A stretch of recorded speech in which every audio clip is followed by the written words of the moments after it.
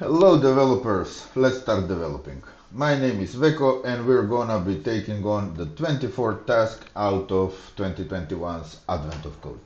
This is the last normal task, so to say, because the 25th usually only has one part, so for a total of 49 stars, and if we get all the 49 stars, then we get the 50th. I only have 44 stars so far, because as you can see I still haven't solved the second part of the 22nd and the 23rd tasks. But this is getting to look like some kind of a ocean dip. Let's take a look at the 24th task. So we have magic smoke starting leaking. For those of you that don't know it, magic smoke is the actual thing that makes electronics run. This whole thing about chips and stuff and transistors and things like that, that's just industry talk. The real reason that electronics works is because it has magic smoke inside. Well, and you can see evidence of that, that if you have an electronics chip and then it starts to heat up and it breaks, and then white smoke comes out. Once the smoke is gone, that chip will never work again. So yeah, we leak the magic smoke from the submarine's arithmetic logic unit, and without it, we cannot do cool patterns with the Christmas lights or less important stuff as navigating or having oxygen. So what we want to do is we want this task, this puzzle tasks us with building a software emulation of such an ALU. And this ALU is relatively a simple machine. And these are one of my favorite tasks when we get to implement some kind of an alternative computer in software. This is what an emulator actually is.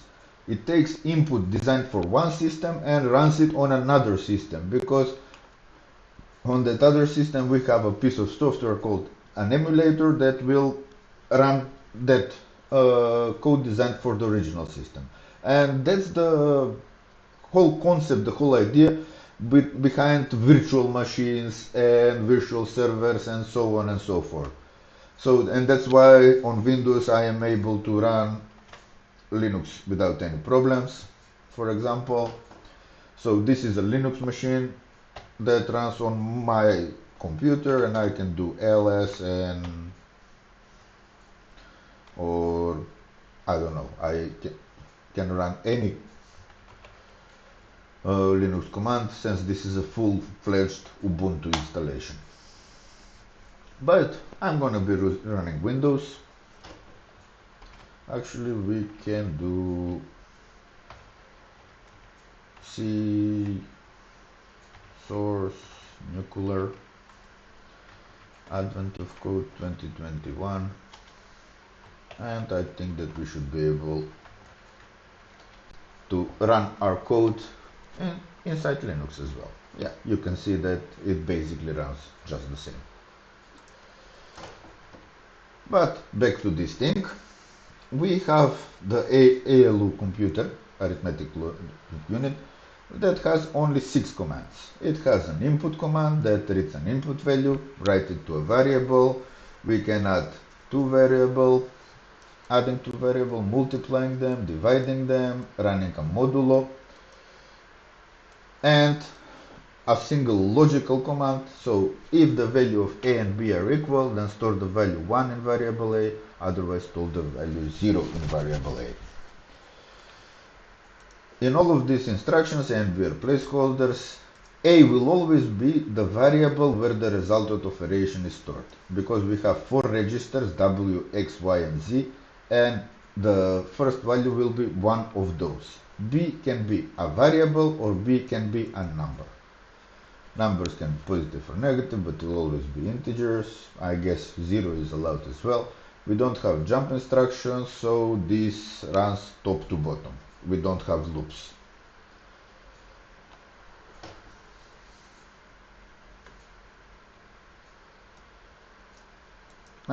We don't have dividing by 0, we don't have mod with negative numbers. Okay, that's okay. So if we have this, if we give it the number 3 in the register X, we will have the number -3. So let's start that. In such a case, I would want this to be a class,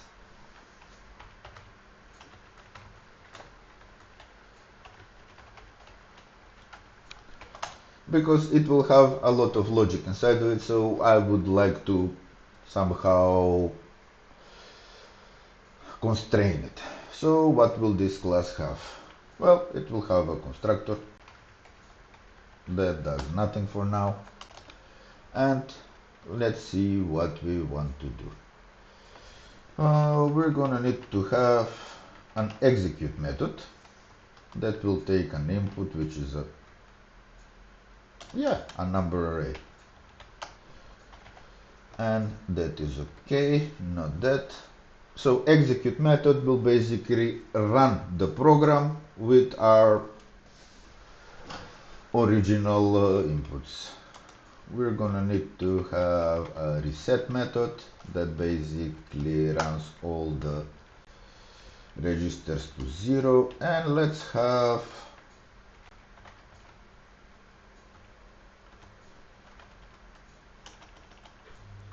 x, which is a number. Let's have the 4 registers: private y, private z, private w, and let's have a public get output. Okay, we don't have any output per se, but we can return x is this x, y is this y, z is this z, and w is this w. So we're just returning some kind of an output, and now you can imagine what reset will do. It will run everything to 0. We're gonna need to have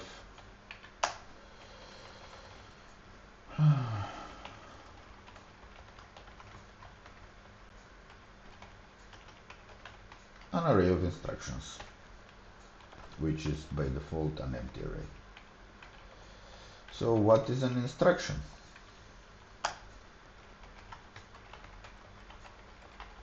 Well, since we only have 6 types, I will enumerate them. That will be an input instruction, or yeah, this is a nice suggestion, but completely incorrect. We will have add instruction, we will have a mul instruction, we will have a div instruction,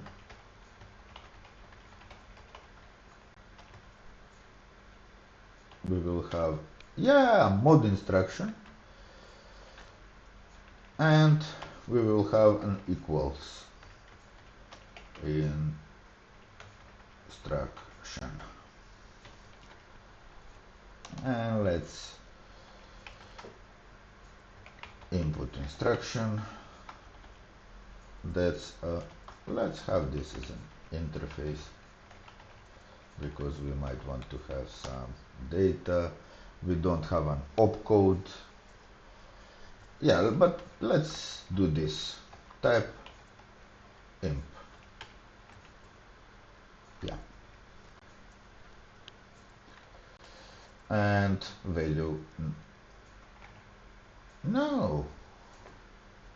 The A is a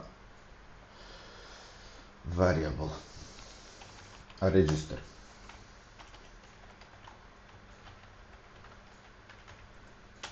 So a register can be X or Y or Z or W. And the value is a register.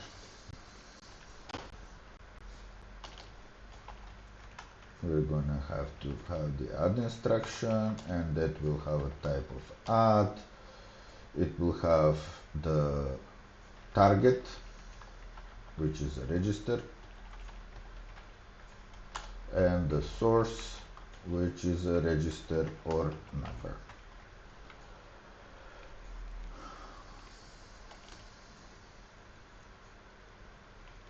We're gonna need to have the same thing for the mul instruction, for the div instruction, for the mud instruction, and for the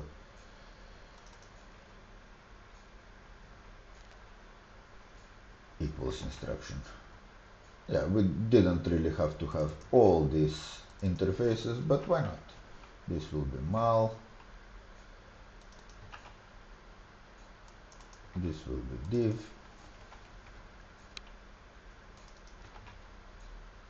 this will be mod, and this will be, what was it?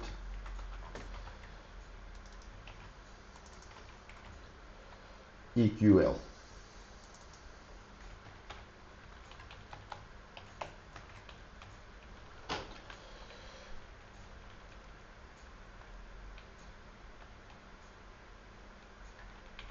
So another thing that we're gonna need, we're gonna have to have a public load program. We'll get a list of instruction, and then we are setting the instruction, and additionally we're gonna reset this. So when you load the program, this automatically gets reset.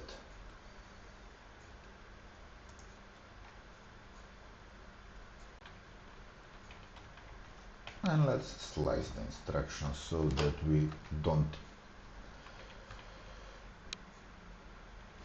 do anything with them. Yeah, we're still gonna get the references, but I don't think that will be an issue. This says we're not really using the instructions. Well, we're not.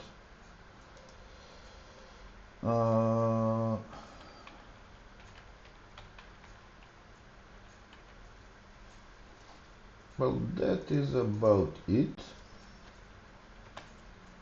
And let's have private execute instruction.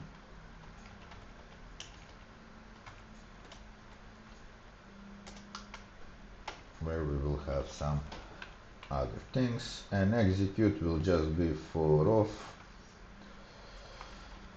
instruction of instructions.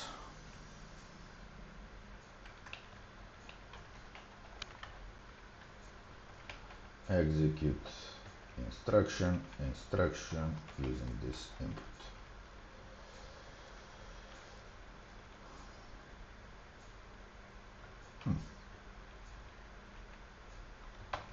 Yeah, let's not do this.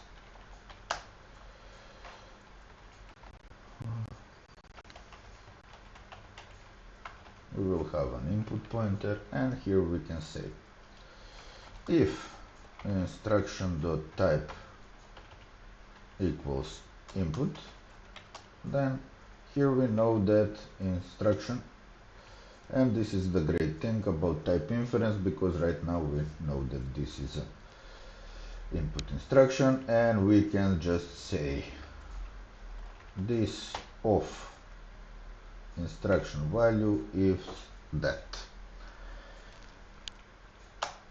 Let's write this out in 2 lines because I just hate this format, and we can say input pointer, increase the input pointer by 1.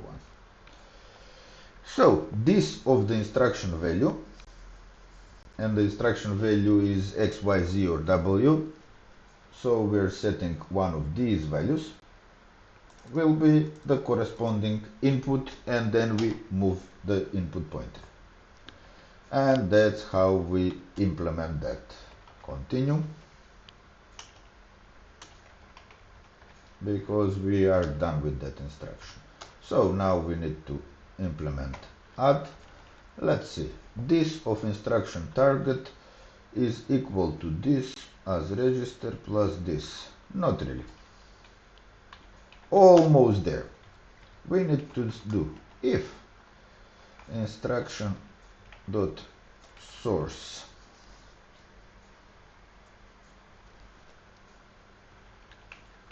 Yeah, we can do this. If this is a number,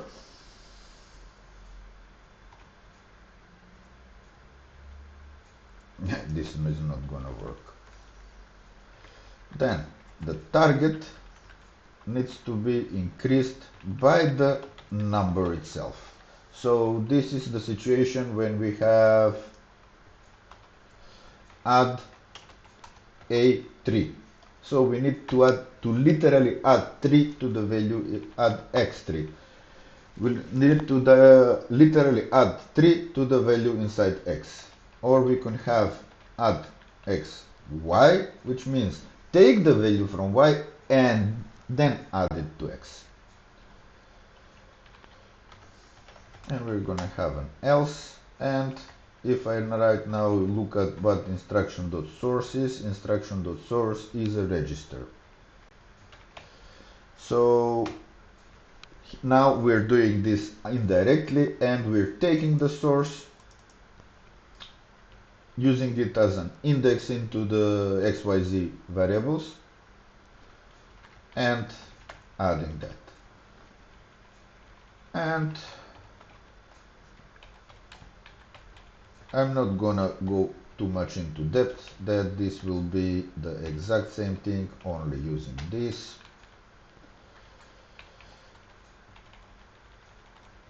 And for division, we're gonna have to do some coding here. Divide the value of a by the value of b, truncate the result to an integer, and then store the result in variable a.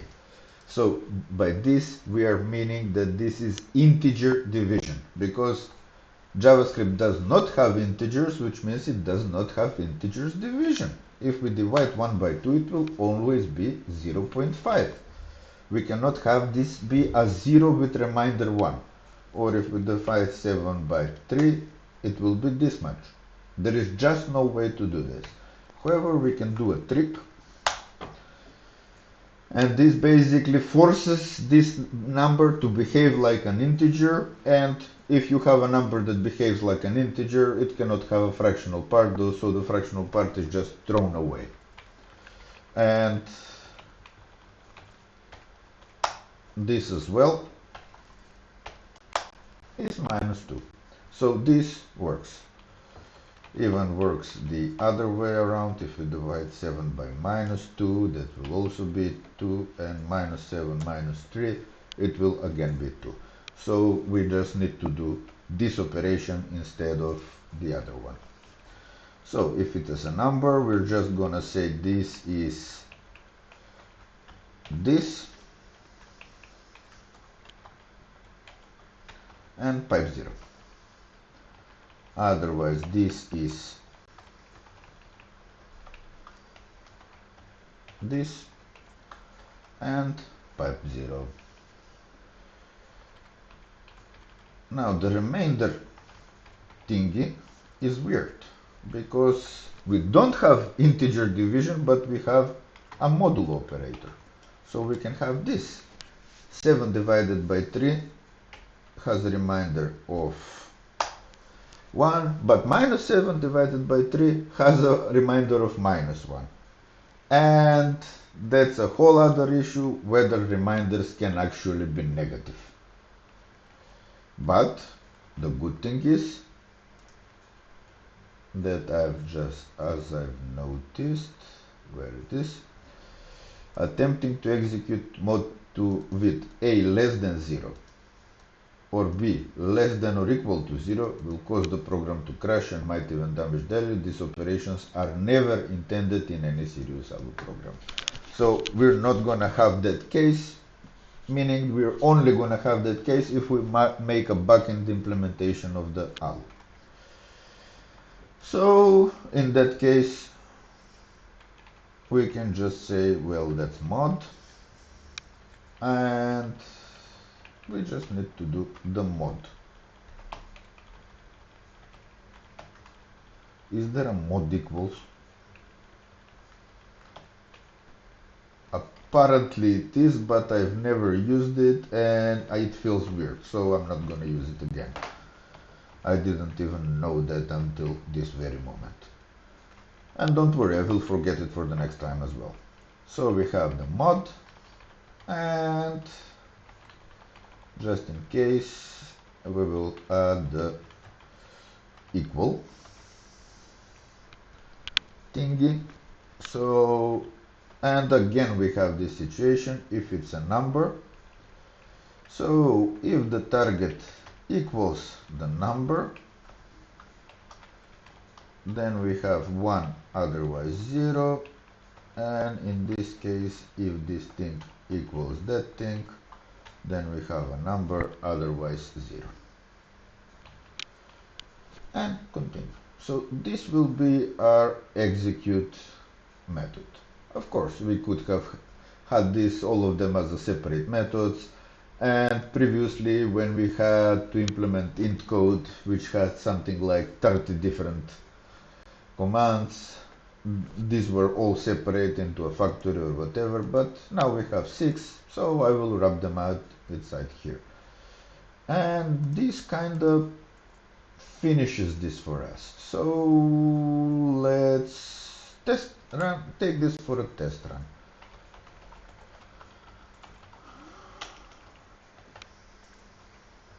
Let's create a new Alu emulator. The program is a new array, and we're gonna read x.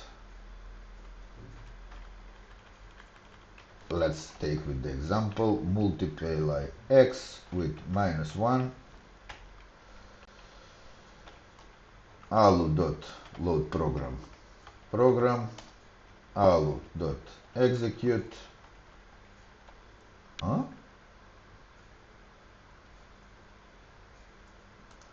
Yeah, I need to specify this is an instruction array. And alu.execute, I'm gonna give you an array of, let's say 5, and alu.getOutput, and we need to console log that out. If this was implemented correctly, we should get a value of -5 inside our X register.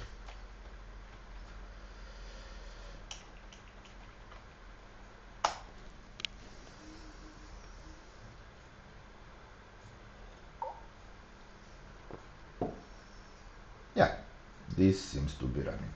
Let's try some other programs.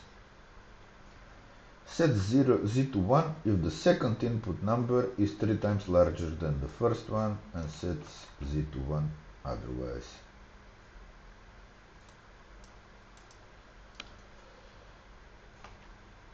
And this is the program, imp z, imp x, mul z3,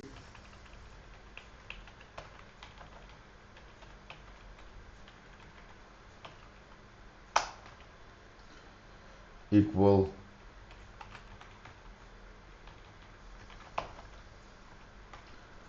z and x.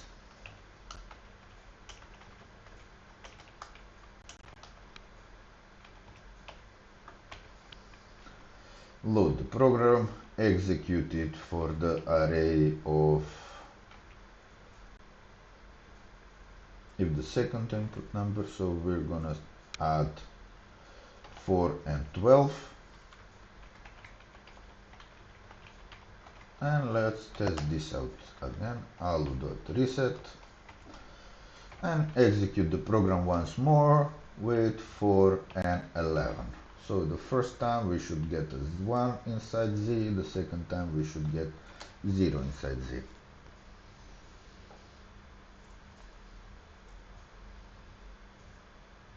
Yep, x is 12 over 11, we didn't change that. And here is an ALU program which takes a non-integer negative integer as input and converts it into binary.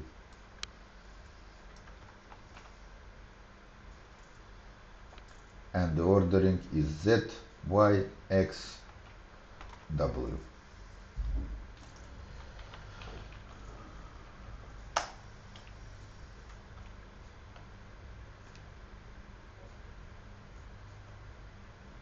Meh. I'm gonna need to type a lot. And let's test something else as well while we're here. Let's do our input matching.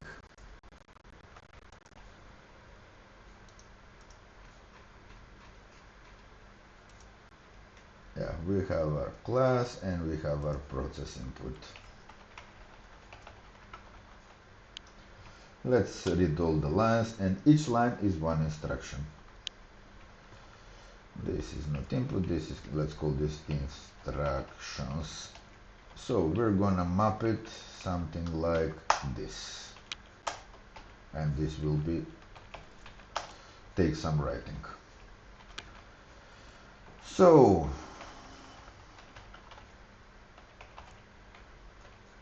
we need to split it on spaces. These are spaces, I guess. Let's check that.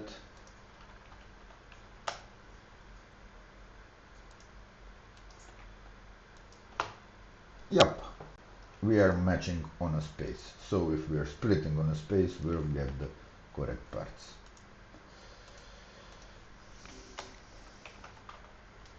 And now, if parts of 0 equals imp, return that one.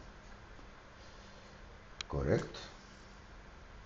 Can you guess what I want to do next?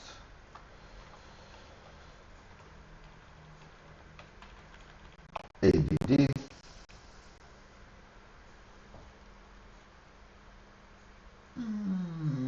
Not really.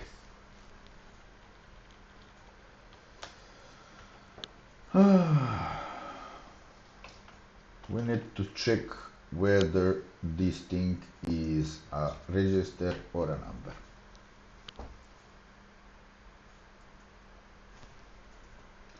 How do we do that? Well, percent.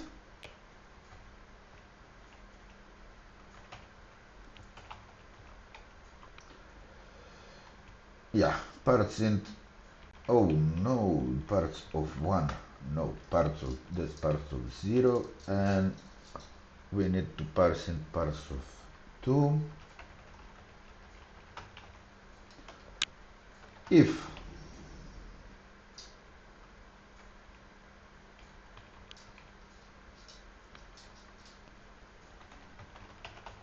let's call this as number.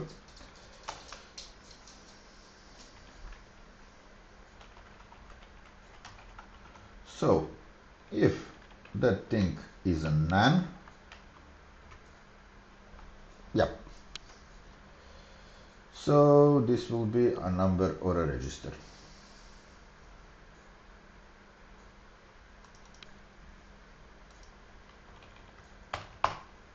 And this is parts of 1 actually. So we're gonna try to parse the second part as a number, and if it is a number like 2 or -7, it will run. And of course, let's add this. Otherwise, if it's not a number, if it's x, y, z, or w, we will get a none, not a number. So I'm checking, is this not a number? Because one of the weird things in JavaScript and subsequently TypeScript is that none is not equal to a none. And this is as it should be, to be honest. On the other hand, none is different from none. And this is a bit of a bug in an implementation because both of these should return false. Anyway, don't compare nonce. There is an isNone function and use that if you want to check for nonce. So if it's a none, then it's a register. Otherwise, it's the number that we parsed. And basically we're gonna need to Actually, we only have two cases. Either it's an input or it's the other thing. So we can just do an else here. And we're not gonna use this, we're gonna need parts of 0. And return the instructions. This will probably bitch a bit, because we need an instruction array, an instruction array, an instruction array, an instruction array. Is everybody happy? No, it's not, because it doesn't think that input returns an instruction. And why doesn't it think that? Let's say this should return, so a promise of an instruction array. Let's see where the problem lies.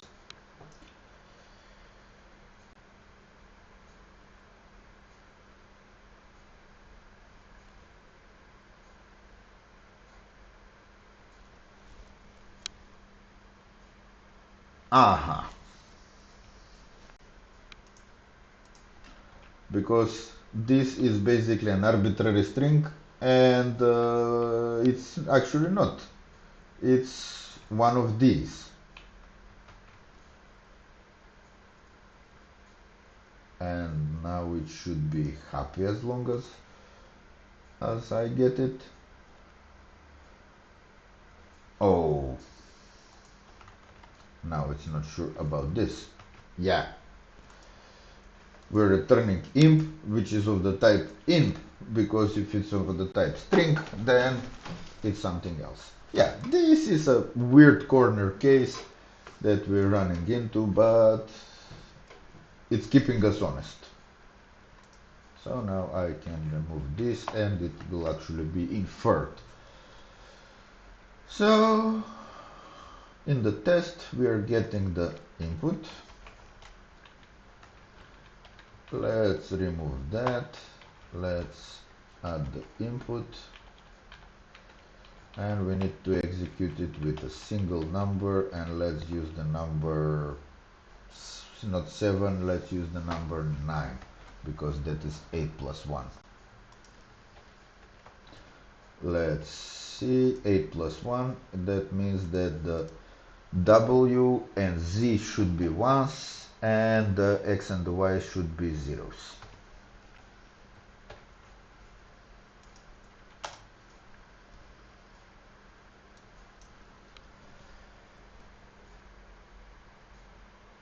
Yep. So our ALU is totally operational. That's great. Now we need to actually do the task. And the task is, once you install it in the submarine, immediately resume what it was doing when the ALU failed, validating the submarine's model number. To do this, the ALU will run the following program that is called monad. Yay! If you don't know, the monads are one very complicated programming thingy.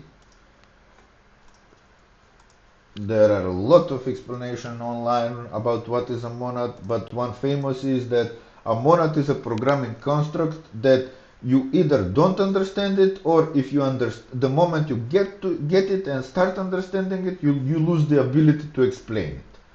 Because so far I don't think that anybody has been able to successfully explain what a monad is. There is a famous talk by Crockford, I think, that is called Monads and Gonads.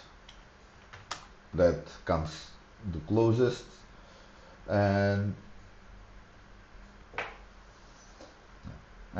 if you know map, I will teach you monads in Haskell, monads with fun functions, and yeah, it's a somewhat scary thing. And I think there was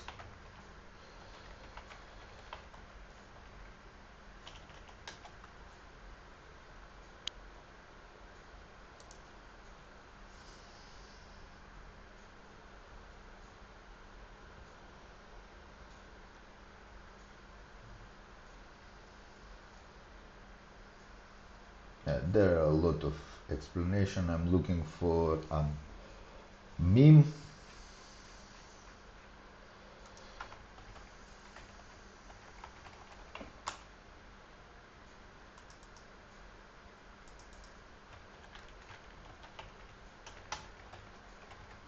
Yeah, like this. This is one of the definitions. Yeah, that monad is just a monoid in the category of endofunctors. Yeah, if you don't understand that, it must be you, because this is a totally clear definition of a monad.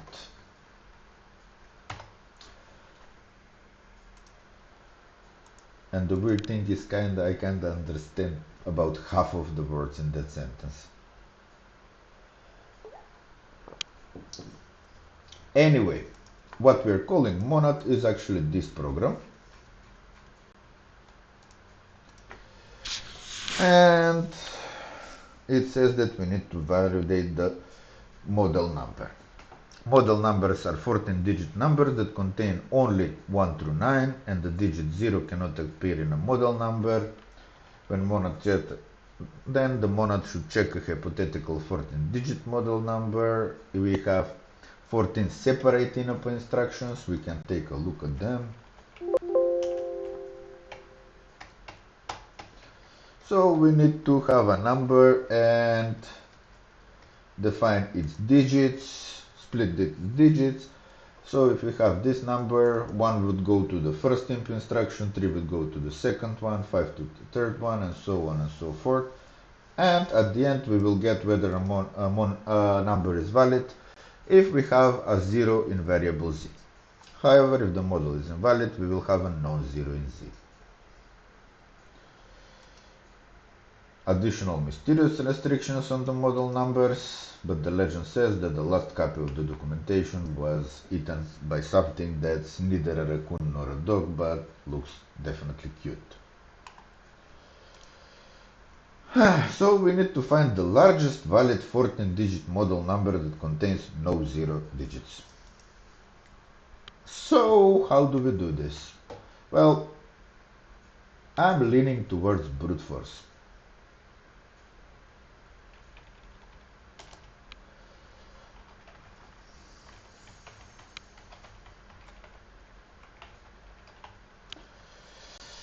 So we need basically variations, combinations, how are they called? I have no idea. So we have 14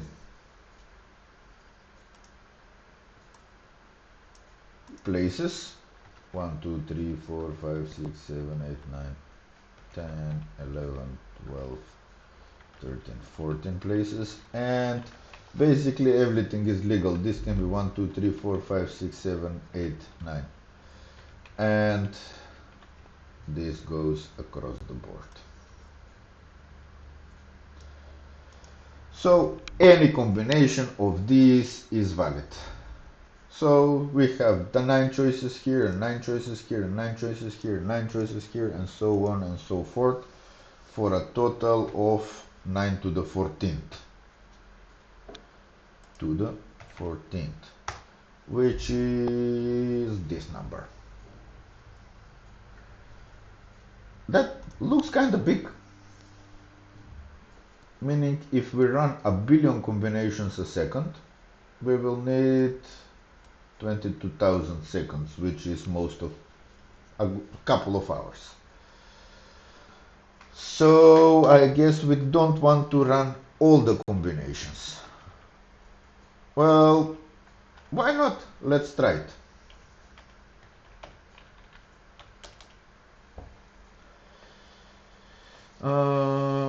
Yeah, we're gonna need a new emulator, and then we're gonna need to have some kind of a for loop,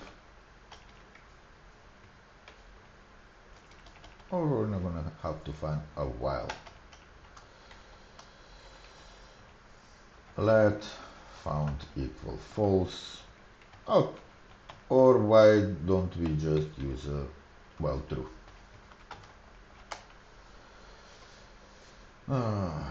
We're gonna have to do alu.load program of the input. That's okay, and while true. Well, reset the ALU.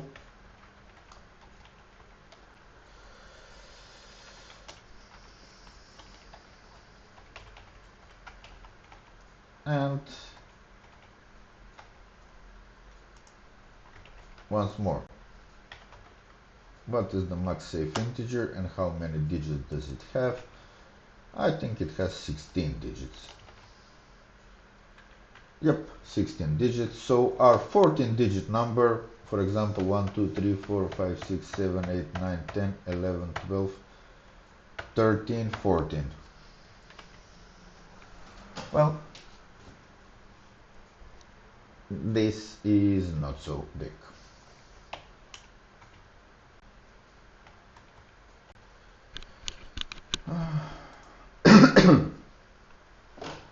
So we're gonna start with that number because we want the biggest. We just want to find one. 1, 2, 3, 4, 5, 6, 7, 8, 9, 10, 11, 12, 13, 14. Let's do this so that we can take a look. Those are 9, those are 12, those are 14 nines. So what we can do is we reset the ALU. Input is basically number dot to string dot split. Yeah, we're gonna do that. So we're parsing them. If input dot sum a digit equals 0, actually the other way around, if every digit doesn't equal 0,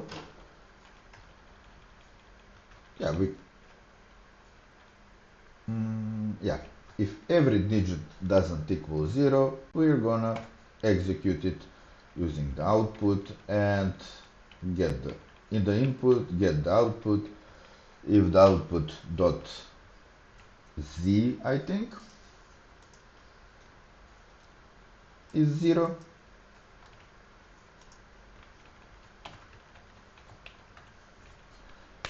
break it, we have our number. And whatever happens, we need to subtract 1 from number.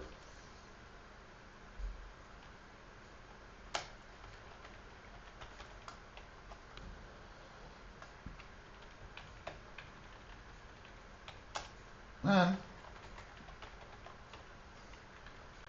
of course here we just need to return the number.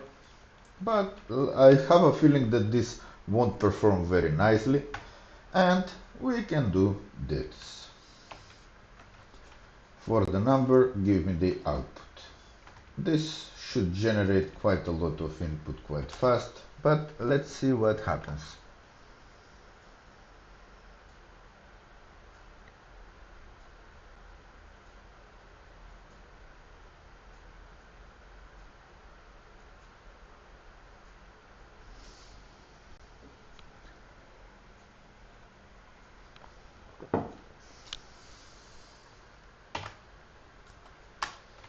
Well, that's running. And most of the time what we're doing, we're actually logging the console, so I will just say something like if number modulo some 5-digit number 1, 2, 3, 5, 7 equals 0, log, and then and only then. So instead of logging all the time, we're logging just from time to time. That is another trick that we can use when we want to see the output, but there's just so much output that we're overwhelmed.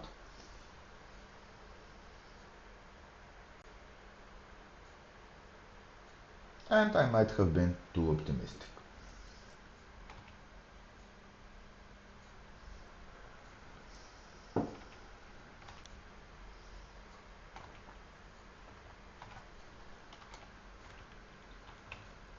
Let's try this.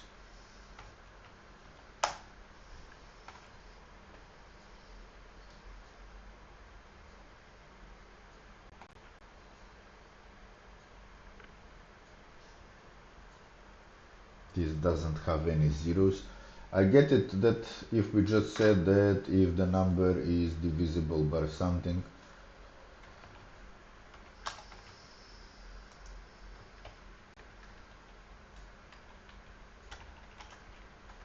this feels like, oh,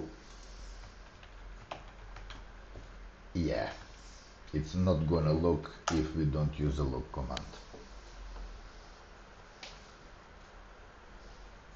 So again, we're moving too fast, so I will 1, 2, 3, 5, 7 return that one.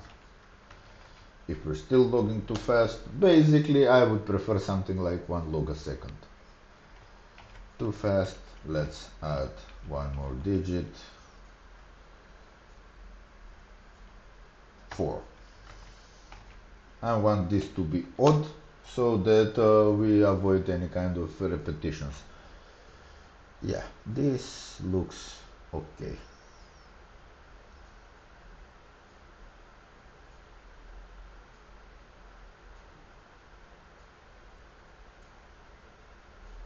And it's not gonna cut mustard because we processed how many? Three, yeah, something like 10 millions numbers only, and there are untold billions.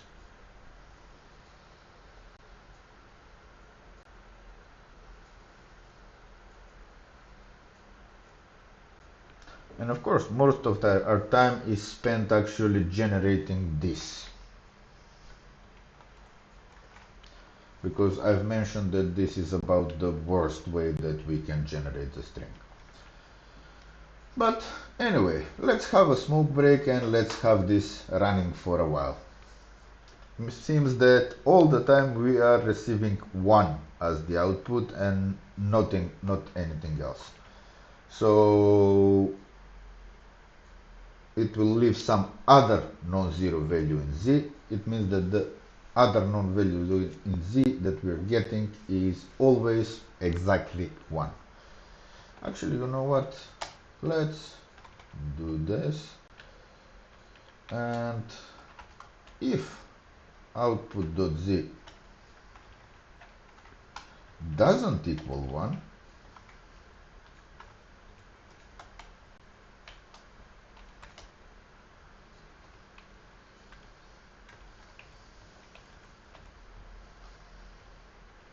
yeah, just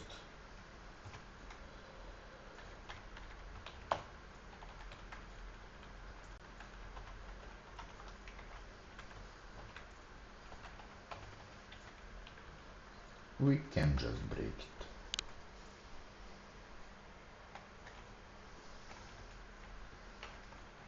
Because if we are sure that we are always getting 1, that is an information as well. So for the first some data, first few millions of data, we are getting just once. Let's leave it running for a while. And then we'll check it again.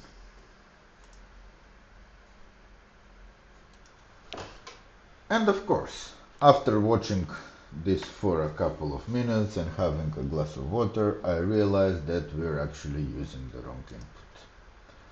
So we don't need this input, we need this input in order to actually get everything running. I removed the one about with the 1 because we don't want we will not get only ones. Instead of, we will get these kind of numbers.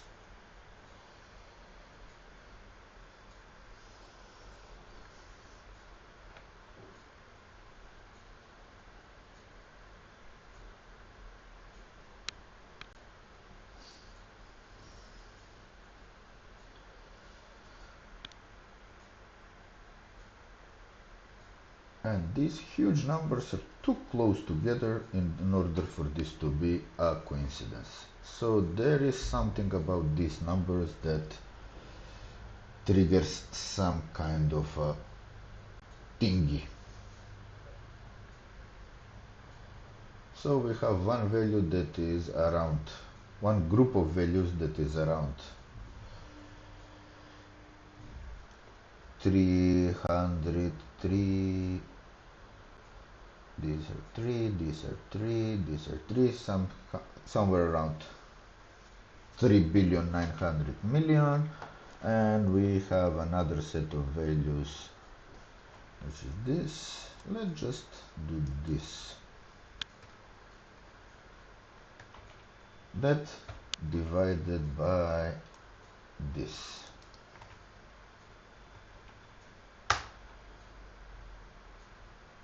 Ooh, we have 26.00000, and I've noticed in the input that we do have a 26 on lots of places.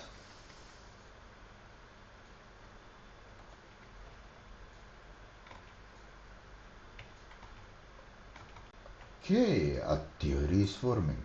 Let's take these two numbers. Let's actually take a set of numbers.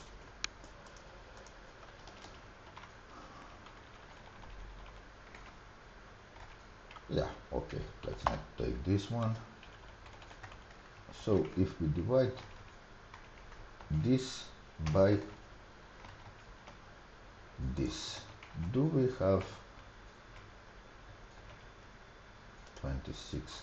Yep, we get 26 up to the 1,000th of a percentile or something like that.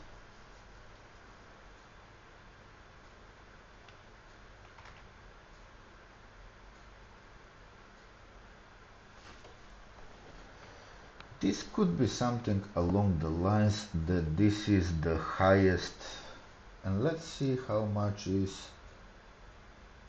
No, 26 to the 14th will be too much. 26 to the 14th. Yeah, this is way too much.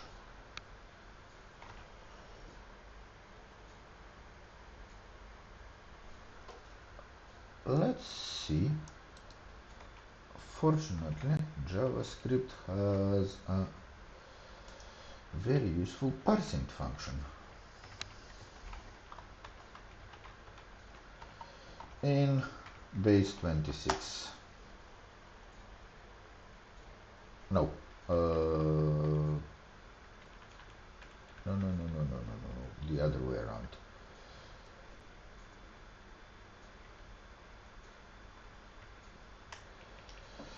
How do we convert? If this is a number, yeah. If this is a number in base 20, how do we convert this to base 26?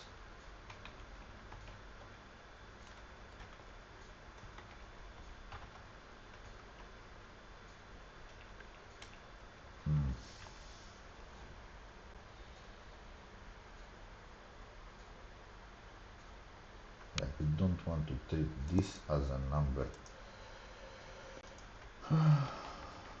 Oh, it's simple, and of course there is a command for that.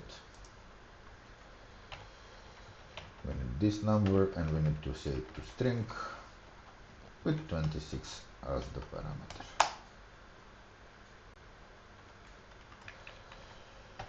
Yeah, 33dn.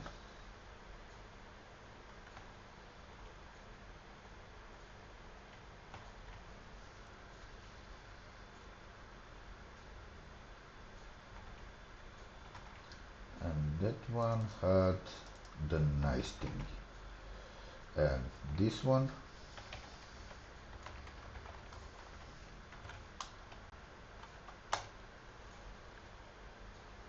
CLM 5H9B7.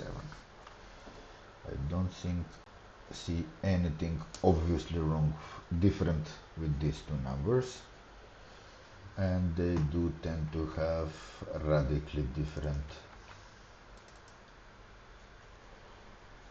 values, outputs, and this one has the largest output so far.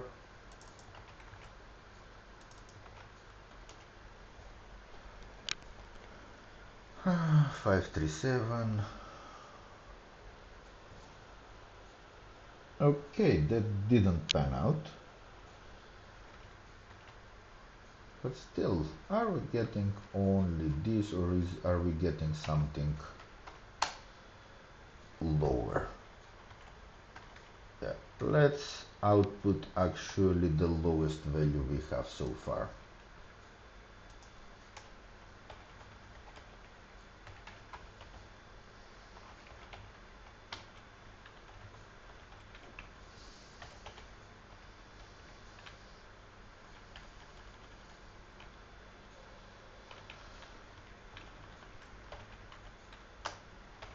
So if output.z is less than lowest, that's the lowest, and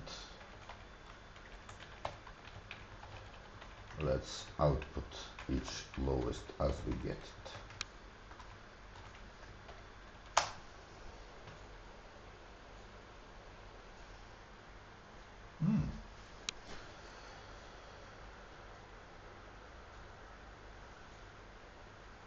We got a number.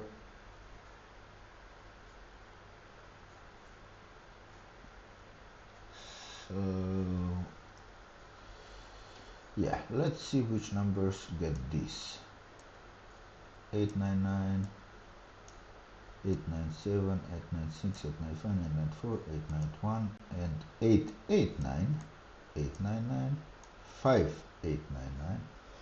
So we had a whole batch of numbers here. Huh.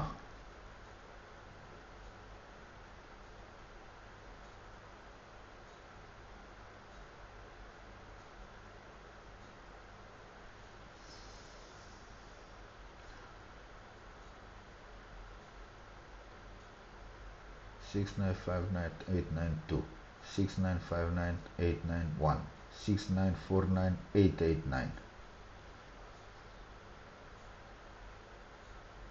So we have a lot of numbers that all of the numbers have an 8 somewhere.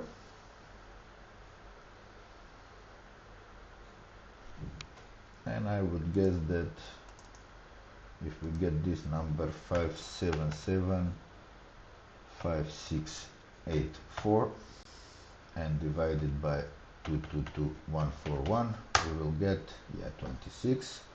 And if we get 222141 and divide that by 26, we will get 8544, whatever. Yeah, so we need a number with lots of nines and lots of other things.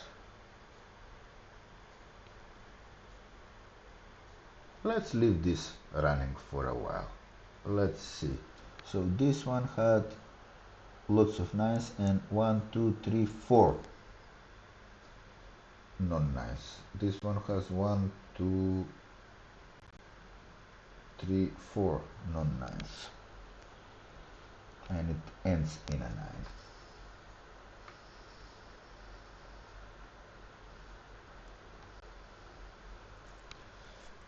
Well, I'm gonna leave this running for a while because I have to go and walk my dog, and I'll be back when the dog does its business. So, if you're interested, the dog did its thing fully. I'm back and we still didn't get any other results. So the list that we did was 8543. I'm gonna terminate this and I will add another condition. If output z is less than, well, 2, 2, 2, 2, 2, 2, 2. Yeah, let's do this. If it's less than this, then we don't need the lowest, we just need the output. Output everything that is less than that much. 222141. It's always that one. And it comes kinda in batches. And when it does, the last number is always 6 or 5.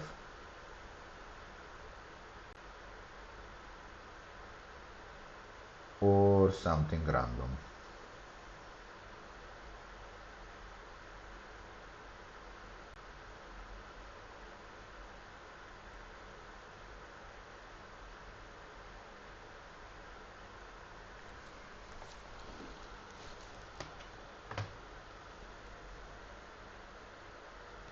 But it definitely comes in batches. So those batches have something that's different about them.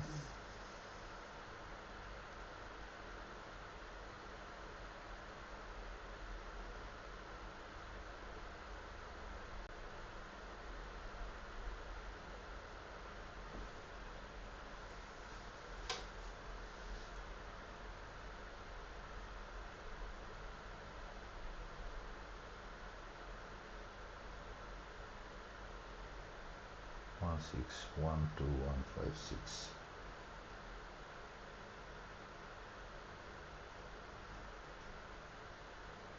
Yeah, my theory about the nines is shot out of the water because we have a lot of numbers without any nines in the relevant place.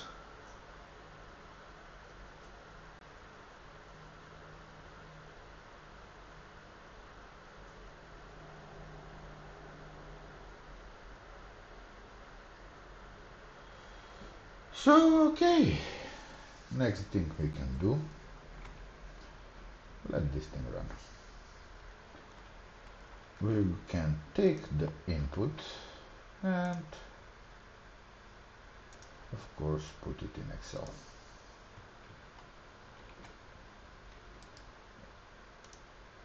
Yeah, so this is X, this is Y, this is Z, this is W.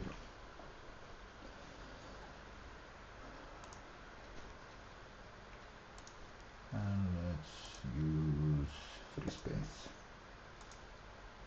Yeah, so we can do this and that part stays. So we have 19 instructions.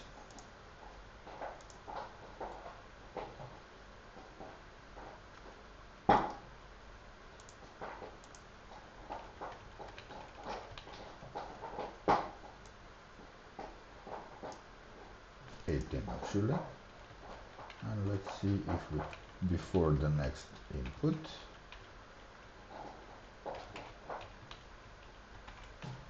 yep, and my guess is that 18 times 14 will be 252. Yeah, so we have 18 instruction per digit. Let's do a quick analysis of what happens. So this is 0, this is 0, this is 0, and this will be the first input. Then we are multiplying x by 0, so we are clearing out the x. Whatever was there, it's not there anymore, and this is still I1. Add to x, add z, that's still 0, and this is still I1. X is the remainder by dividing it with 26, that's 0.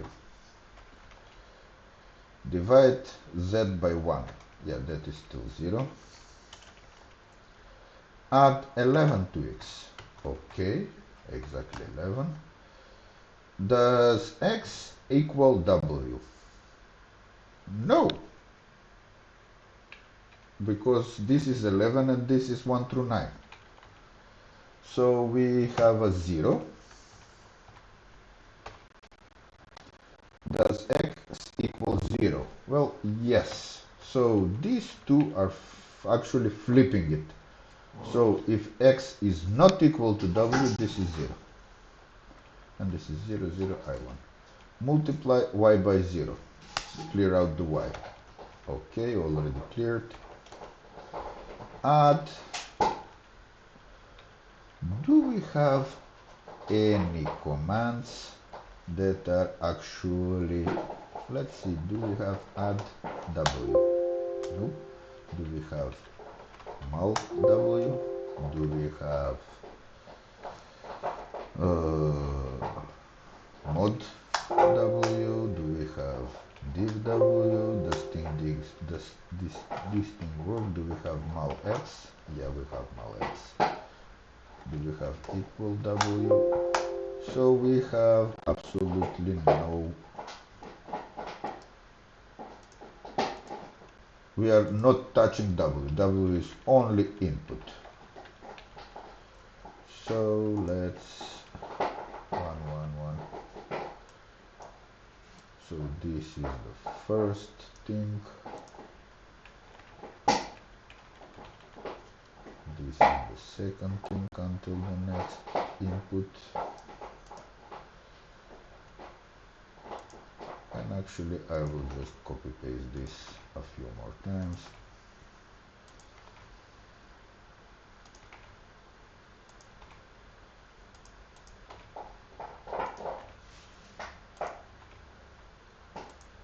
And that's the 18th instruction, and that's the last one.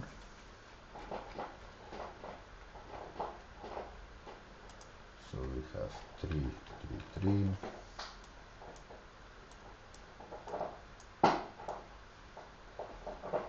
up to here, 4, up to here, no, just 4.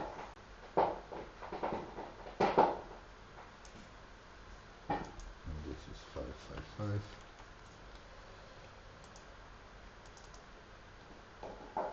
And this is 6. And this is 7.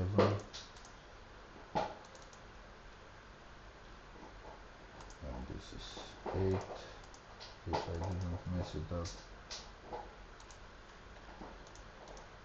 This is 9. This is 10.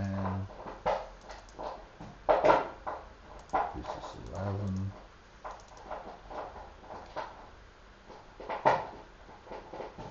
This is 12. This is 13. And 14. Yeah, so we're not touching W, so W is in any case exactly equal to I and lowercase I and this. Yeah, and we can run that through.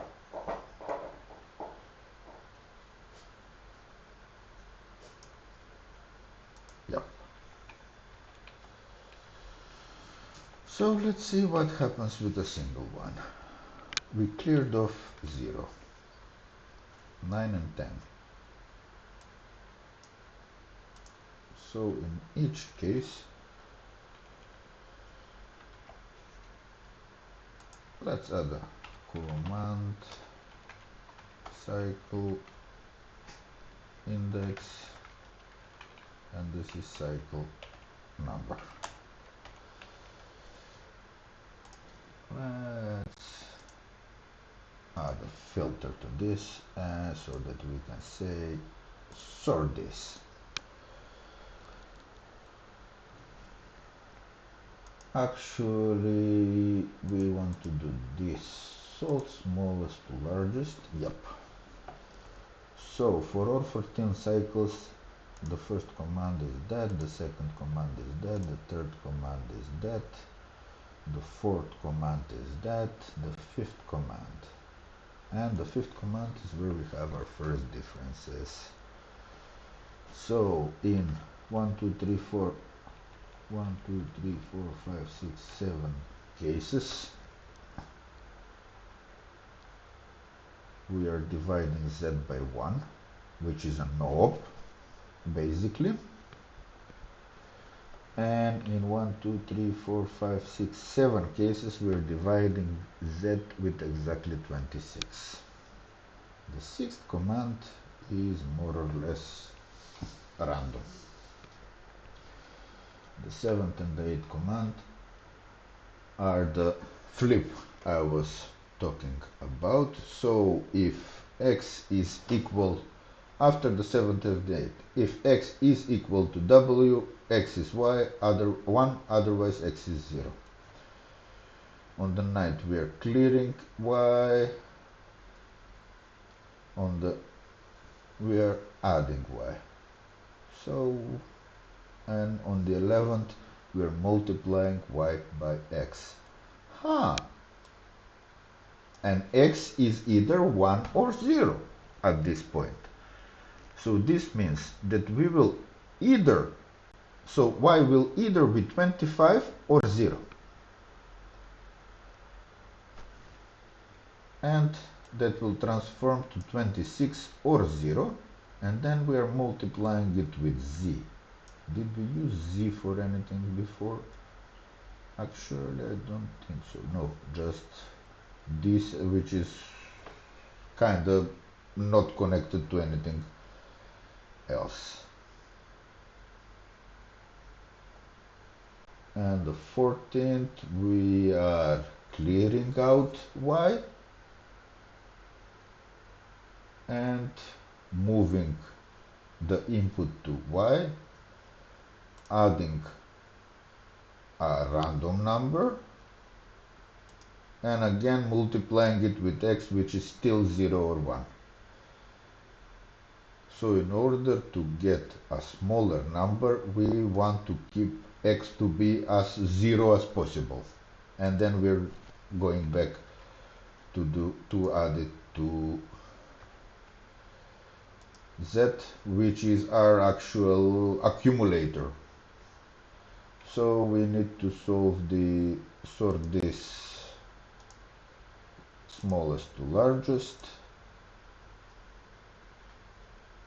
Actually, we need to sort this smallest to largest and then sort this smallest to largest, so that we know that we don't have any mixes. Yeah, so from what I can see, we want, if possible, in the 8th step, x to be 0.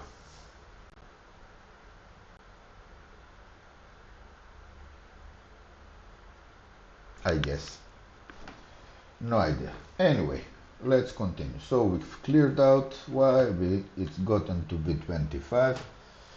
And you know what, I'm not gonna type everything all the time. I'm just gonna type the changes. Multiply y by x. Yeah, this does nothing, because x is 0, x is 1. Add 1 to y, 26. Multiply z by y. This doesn't change anything because z is 0. Multiply y by 0, so this becomes 0. Add w to y, this becomes I1. This becomes I1 plus 3. Multiplied by x, x is 1. Multiply y by x. Yeah, this doesn't change anything. Add y to z.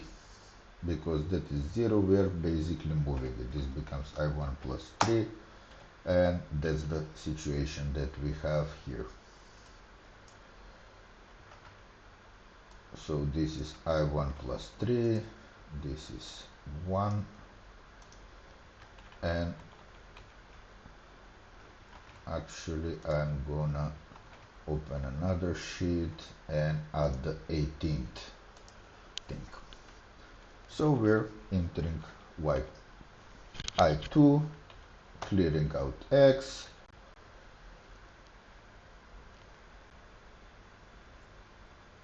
moving z to x. So these two commands are move z to x.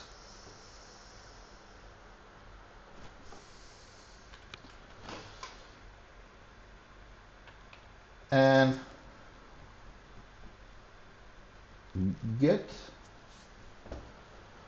in x the number, the actual remainder when dividing this by 26, but since this cannot be bigger than 26, this does nothing. Divide z by 1, this does nothing. Add 14 2x. Okay, this becomes I1 plus 17. And is this equal to W? No, because it cannot be.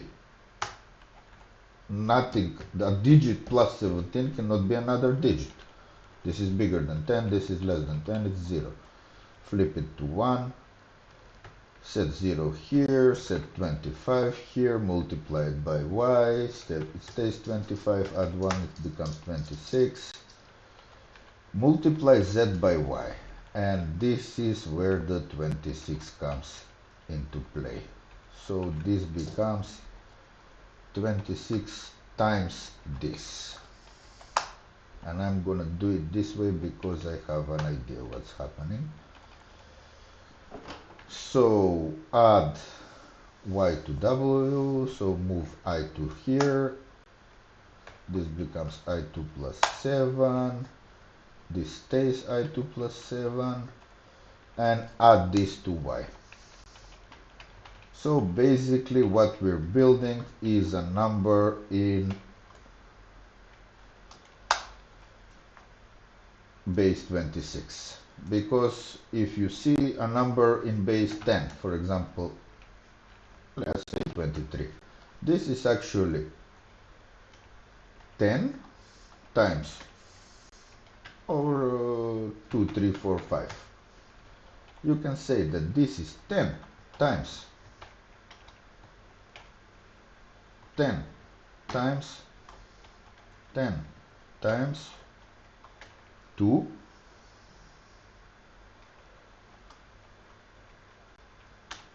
plus 3 plus 4 plus 5.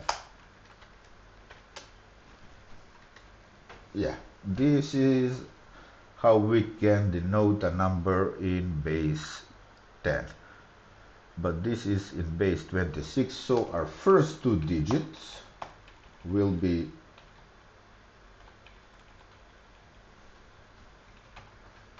let's keep this here.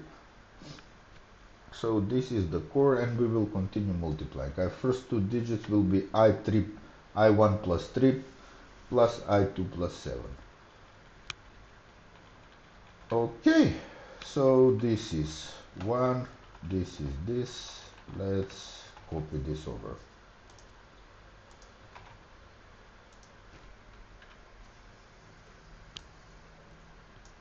And this might get really long.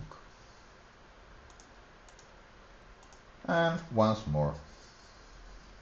Yeah, we got the W, clear out that, move.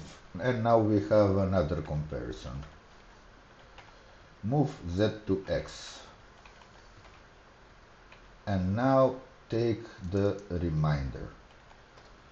And this by definition is divisible by 26 because it's 26 times something. Okay, let's copy it, and then we're removing the part that is multiplied by 26. And to be honest, from this formula you can see what the remainder with division 10 would be, because this part is something multiplied by 10, because we have something multiplied by 10 plus 5. So the remainder with 10 will be the 5. So yeah, this is, well, why we are not using y until we clear it out, so this is not really important anymore. Basically we're only using y in these two lines, these three lines, 4. Because now we're gonna divide z by 1, and that does nothing, and we're gonna add 13 to x, and then we're gonna compare it to a digit, which is say that it's not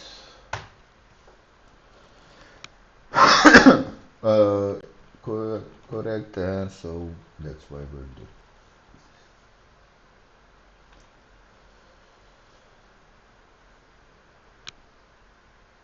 I think that we're gonna actually remove some digits when we get to div z 26. So I guess that some digits will turn out not to be important. And that means that we need to get to find out which digits are important and set those to a value and set everything else to a 9, I guess. So we have that this is 0, this is 25, this is again 25, add 1, make it 26, multiply all of z by 26, so this is 26 times all of this. Let's have it a bit bigger. So this is 26, this is 1, clear out z, add double I3 to y and add 1 now, multiplied by x and add it to z. So this is our third digit now, plus I3 plus 1. Take in, yeah, so it becomes 0. This is 0 because we're not interested, and this is z. So we are moving z to x, and we're modding it with 26, so means take just the last digit. Okay, let's leave that here. Just take the last digit and divide z by 26. Now this is interesting, because if we divide this by 26, we're gonna remove this and we're gonna remove this. Because if you divide this by 10, that's what you're gonna do. You're gonna remove the first 10 and you're gonna remove the 5, because that's just the remainder. Okay, so we lost the third digit. Add, oh, I3 minus 3. So we're adding minus 4 to x now. I3 minus 3, and we're comparing that to I4. This is interesting. So I might be messing something up, but I'm gonna assume I3 minus 3 equals I4, which means that the third and the fourth digit should differ by 3.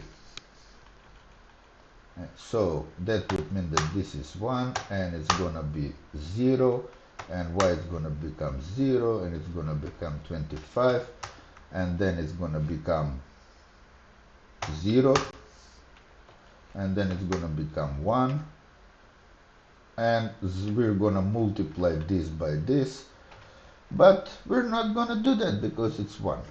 And we're gonna remove y, we're gonna move I4 here, we're gonna add 6 to it,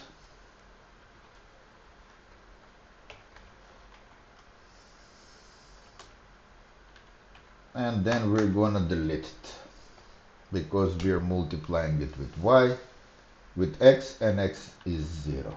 And then we're gonna add it. So yes, if this is correct, this is what we have. So this is 0, and this is also 0. Assuming this. Oh, we didn't paste the third thingy.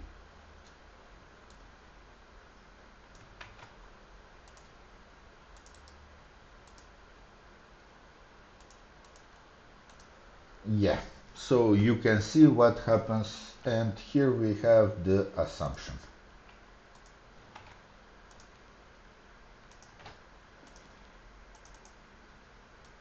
So we're getting a smaller number if the third and the fourth digit differ by 3. Let's break this. We actually didn't get to this part because our first 5 digits were always exactly 9. But let's try this on for size. Let's say alu dot execute. Actually, let's do this. Const 3 difference, that should be the third one and the fourth one. 1, 2, and let's say 6, and then 3.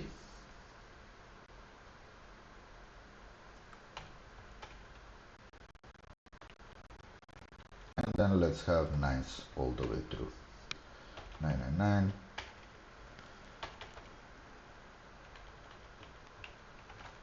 Let's just see how many 9s we have. We need 14. We need one more batch of 9s. Alu execute, well, this.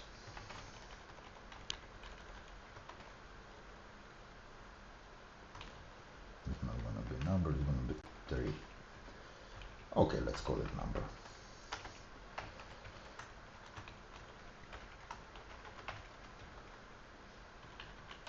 Not you, that, and then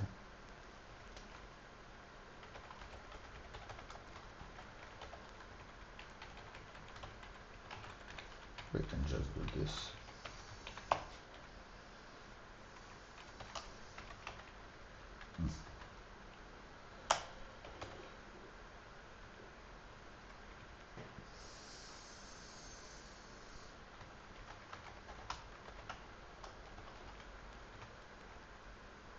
This is not gonna work because we're gonna get number object actually, but we can do this. And let's do this one more time, only we're gonna have to do alu.reset 4.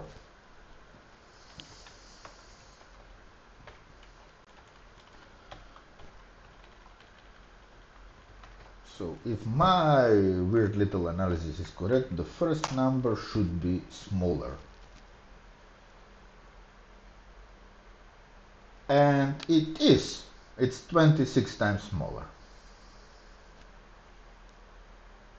Great. So seems like we're on the right track. Well, this is boring so far, but it's given us a result. Let's continue. So this becomes 0. Move this here and take a mod. So that's just the last number. Oh, we're back at I2. Yeah, we kind of destroyed 3 and 4. So 3 and 4 are not important to our value, which means that this number, let's get this one more, and this number, so this 9 and 6, this will be the two largest numbers that can give us. So we can have 9996 here. Actually, let's just test this out.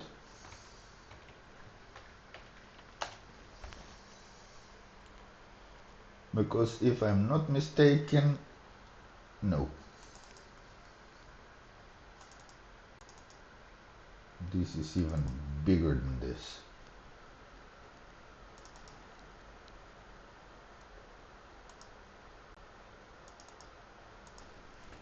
Okay.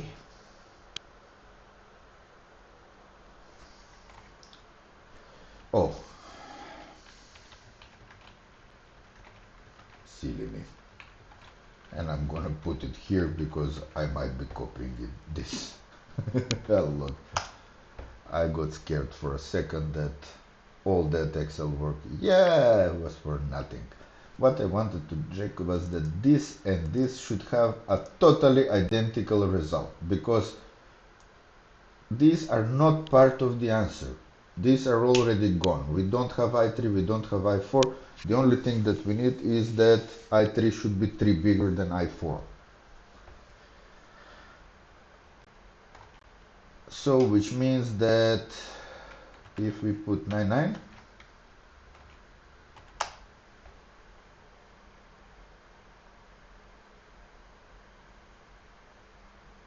well, it is a bit bigger, but not as big as it was for the non thingy or whatever. Yeah, we are multiplying it with a 9 or something. Yeah, anyway, let's continue. We are not doing anything to z with this. So this z, div z1 actually do nothing. We're adding 11. Okay, this is one of those hopeless cases because this will never be true and this will be 1. So this will become 0 and 25 and 25 and 26. And we need to multiply z and then clear this. So we need to multiply z by this, and we're gonna move I5 here, and we're gonna add 14. We're gonna multiply it by 1 and add it to z. So we have our third digit. This is I5 plus 14. Yay, and this is 1, this is that much. And we're back here, and now I was only taking this part. Oh, I was taking everything but pasting it in the wrong place.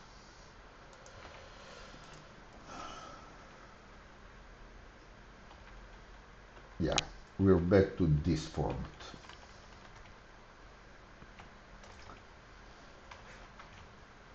Okay, sixth, get the input, clear x, move z to x, mod it,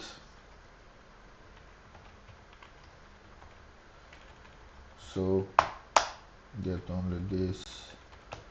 We have again one of those things, and we're gonna add 10 to this becomes 24 and actually becomes 0, which becomes 1, this becomes 0, which becomes 25, 25, 26, and again we're adding a digit. So this is 26 times this. And we have our 4th digit getting ready because we're gonna clear this, move I6 here, add 7 to I6, multiply it with 1 and add it to z. So z becomes this plus this.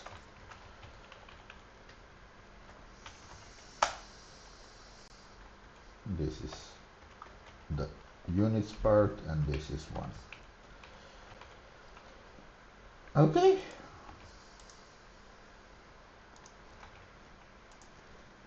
We got to here.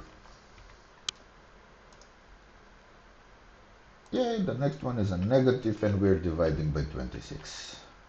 So for the 7th one, let's see what the assumption is.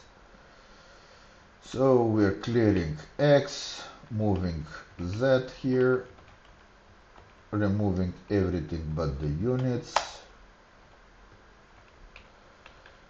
removing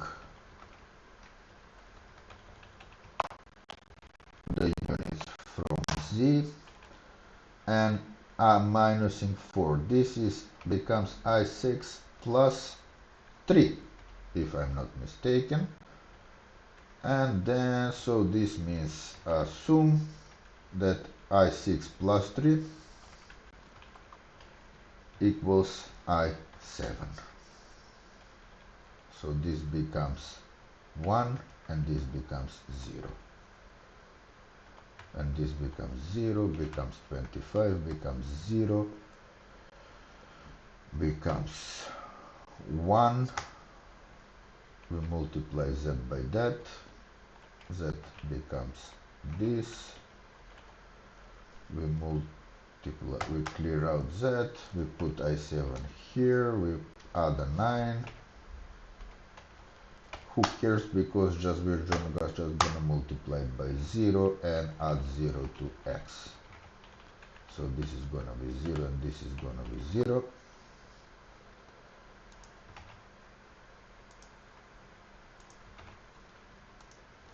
And yeah, we went down a digit, but we've gotten another assumption.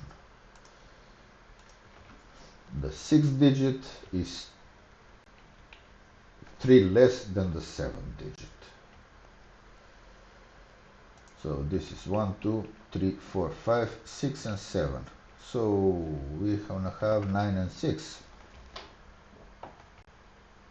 No, 6 and 9.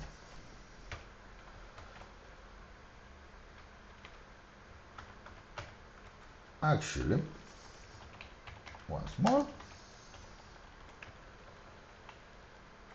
9 and 6. 7, no, 6 and 9. 6 plus 3 equals 9. And here we have 9 minus 3 equals 6. Let's see. If we are correct, this one should have a lower cost than this one.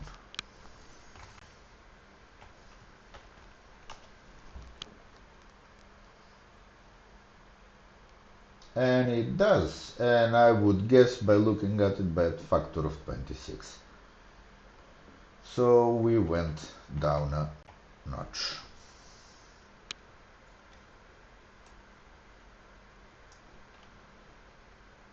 Let's keep this.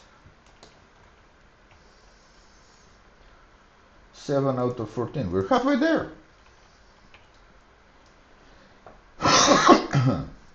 Yeah. 0, 0, large number. Clear out x. Move x here. Take out the last digits and it has a plus 14. And then we move this here. And we need to divide it by 26. That's good. We're moving another digit, I guess. Add minus 12 to x. This becomes I5 plus 2. Not 24, 2. So, are these equals? Yes, they are.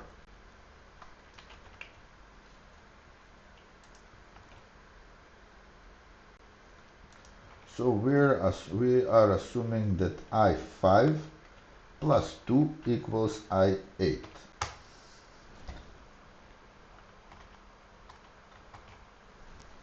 Yeah, we're gonna need some kind of a template. Otherwise, I'm gonna miss the count. So 1, 2, 3, 4, 5, 6, 7, 8, 9, 0, 1, 2, 3, 4. So, and I will take this. The 5th digit need to be 2 digits lower than the 8th digit, and the 8th digit can be a 9, so the 5th digit can be a 7. Let's try that. If we are correct, we will get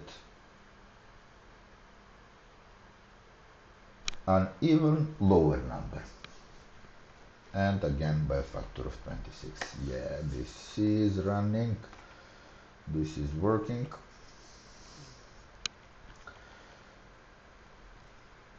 So yeah, running through this is 0 all the way because we're not changing it. This goes to 25, then goes to 0, then goes to 1, then goes to change z by that much, but that's not at all. we're taking this, we're making I8 plus 9, multiplying it by 0 and adding that 0 to z, and that means that we have this.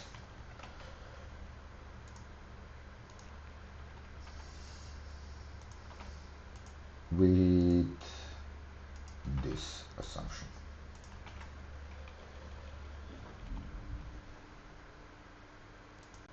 So now we are back to our two starting numbers, and we're taking I9, and I'm just gonna cut it short because let's see what happens.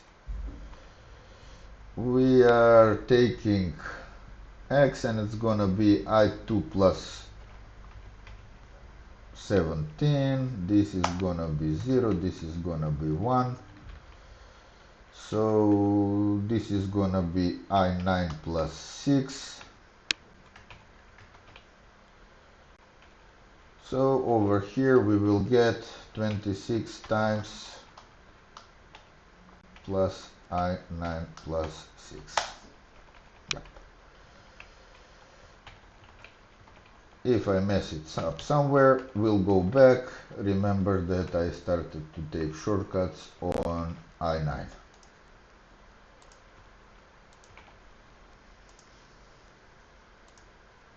I10, it's one of the good ones. So we're gonna divide z here, and we're gonna mod z here, so this becomes I9 plus 6, and this becomes this thing, and we're gonna subtract 11. 6 minus 11 is minus 5. I9 minus 5 should be equal to I10.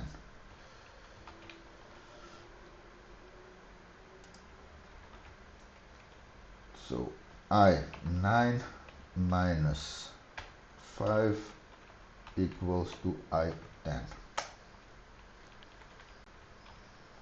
So that's 9 and 4. So this is true, this is 0.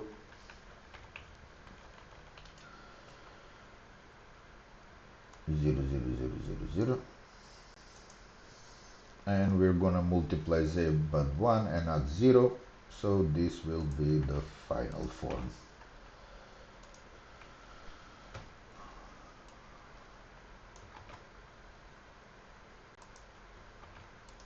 Let's see. Yep, we went down a peg under this assumption. 9 and 10 are connected in this way. So 9 is 9, 10 is 4.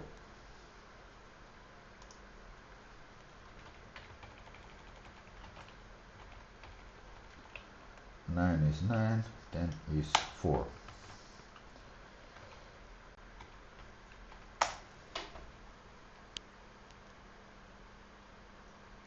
Yep, went down a level as well.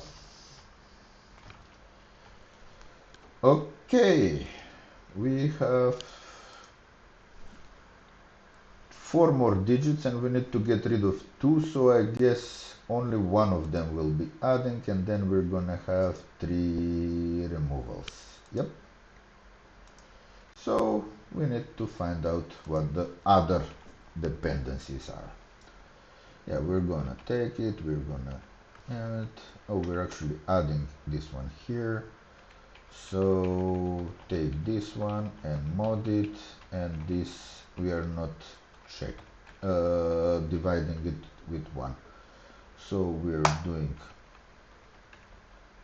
this will be the mod, but we will add 12 becoming 19, so this will always be 0, which means this is 1, so we have 0, 25, 25, 26. So we will get to be 26 times this, and we're gonna add I11 here plus 0. Okay, just I11. multiply it by 1 and add it to that. So this is I11, this is 1, and no assumptions.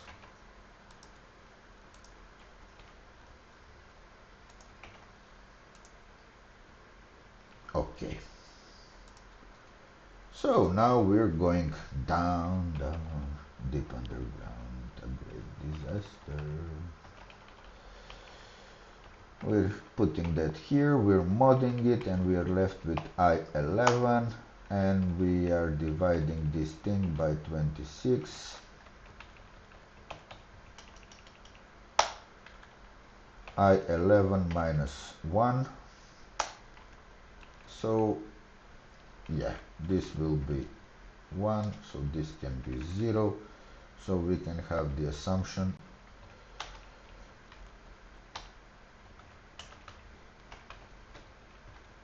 let's copy that.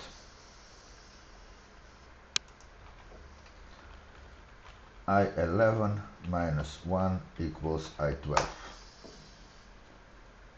So 11 is 9, 12 is 8. And I think that we had a lot of cases like this. 11 is 9, 12 is 8. Okay. Let's see if we get our lowest factor so far. Yeah, 322. Okay.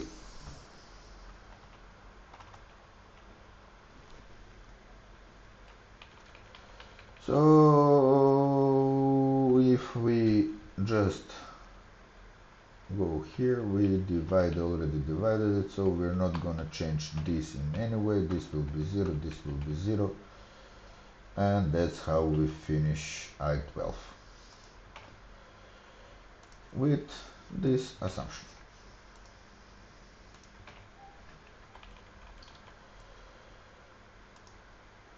So now again, bring this in here, and here we're gonna mod it. We're left with this, and here we're gonna div it, so we're left with this.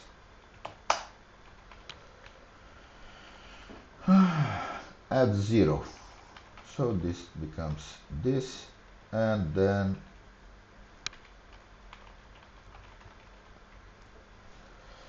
this is gonna be 1, and the assumption that we have, which is the crucial one, and which is very important factor of why our code didn't provide us with any good results, is that I2 plus 7 equals I13.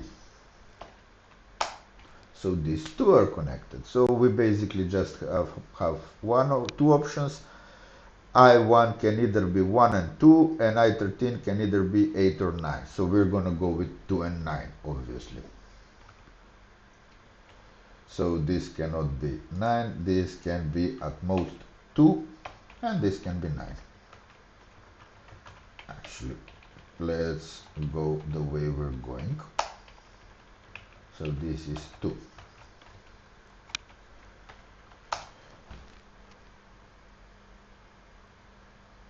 Yep, it's just 10. Our z is just 10 right now. It's not some huge number in base 26, it's just 10. And actually, if we change it, it's just gonna be I1 plus 3 or something like that. I1 is 9, so it's not gonna be that. But for now, it's 10. So, yeah, this is gonna be 0 all the way through. This is gonna be 0. And we're gonna add nothing to this. You know, nothing, just no. And again, we have just this now. So if we mod this by 26, we get this. And if we div it, we get 0, because this is a digit. X minus 11, this is I1 minus 8. And we have our last assumption, that is that I1 minus 8.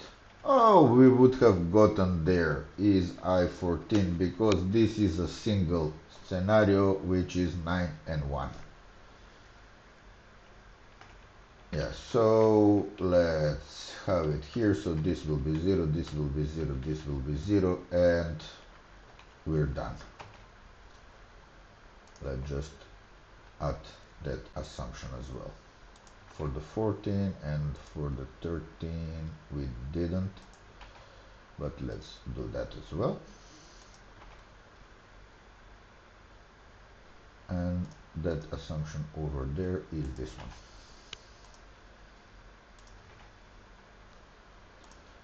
If only we left it running until we got to 92, so to say.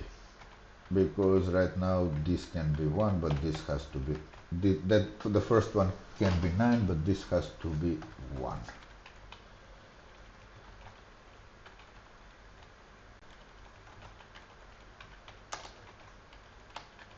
The moment of truth is here. This is 1.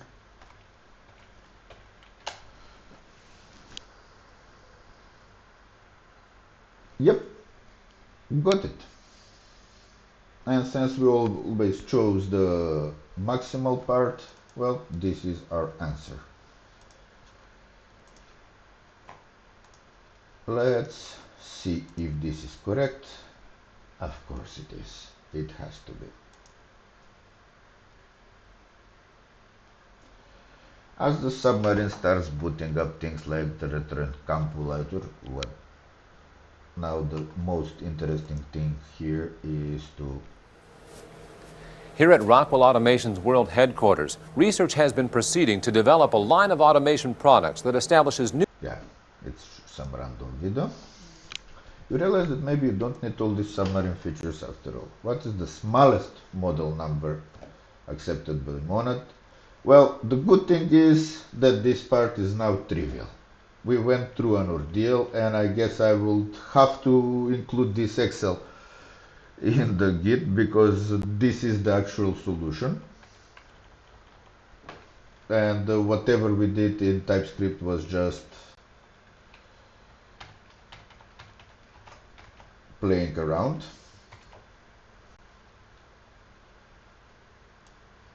So yeah, we don't even need this. We actually did it. We found the 26 connection using that. But yeah, let's put this inside a comment here.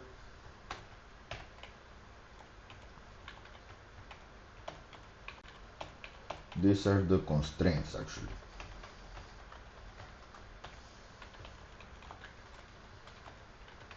We don't need the assume.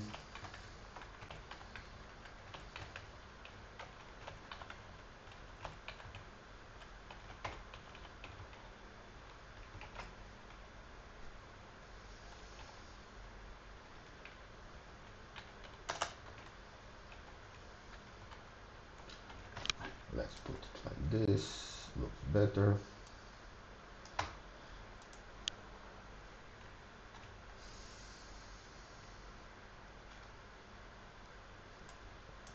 And let's actually test it.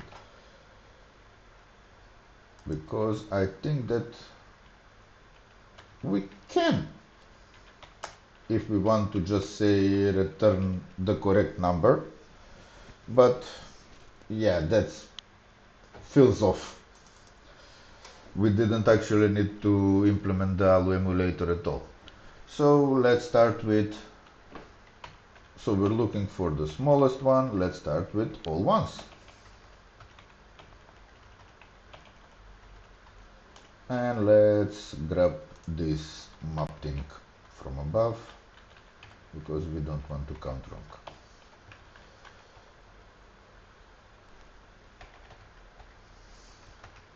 What's different? It's just paste it in a different way. Okay, who cares? So the constraints.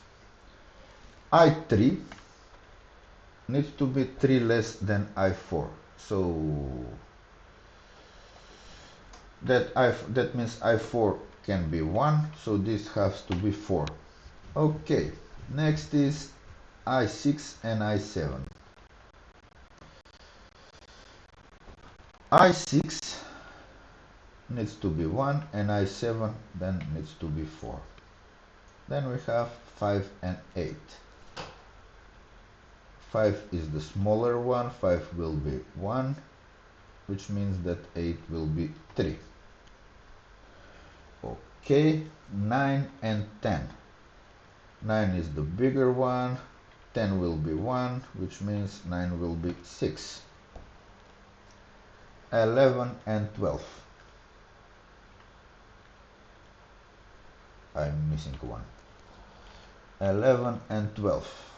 They need to be as close as possible, so this to 11 will be 2, 12 will be 1. And now 13, 12 and 13. They need to be divided by 7, so this will be 1 and this will be 8. And now 1 and 8, 1 and 14, we basically only have one option for this, so this has to be a 9.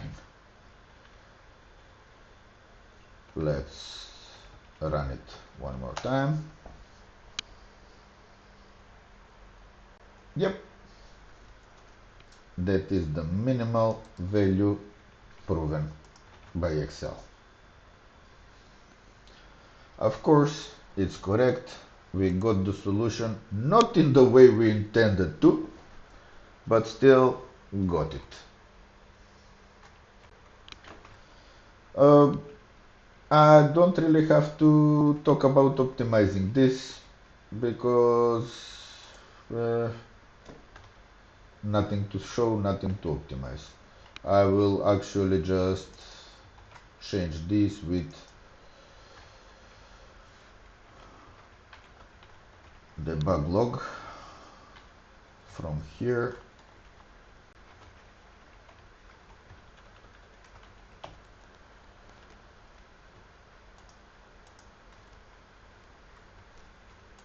Which is a method that does this.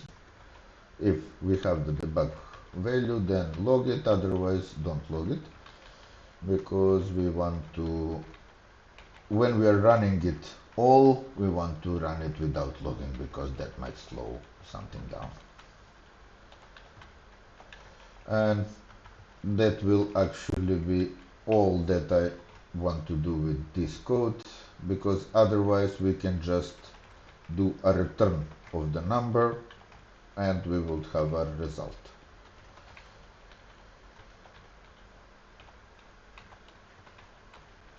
Still, it was nice to have the emulator, because for one, it was fun to write, and for two, at every step of the way we could just see what we are doing.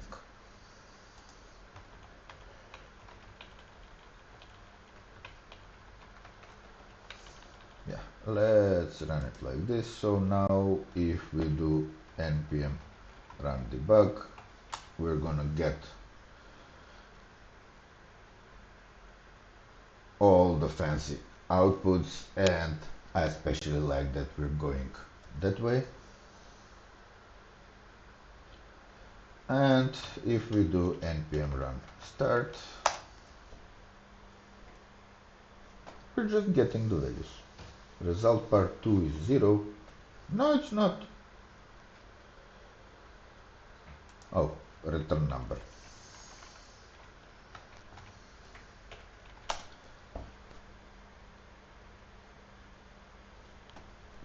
This is beautiful and this is correct. So now if we do npm run all, we should be able to see all the tasks except 19, which is still not included.